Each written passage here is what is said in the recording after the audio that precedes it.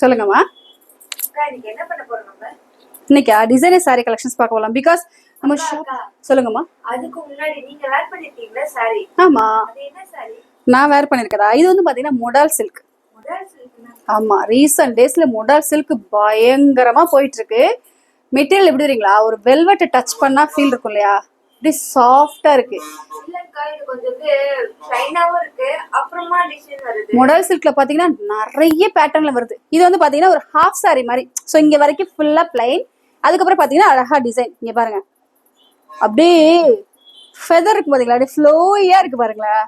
So material வந்து touch and feel மாதிரி தான், சாஃப்டா வெல்வெட் கலெக்ஷன்ஸ் மாதிரி இருக்கு. ஸோ மொடால் சில்க் பாத்தீங்கன்னா நிறைய உங்களுக்கு டிசைன்ஸ்ல வரும், பிளைனா வரும், இல்ல டிசைன்ஸ்ல வரும், இல்ல அஜ்ரக் பிரிண்ட்ல வரும்.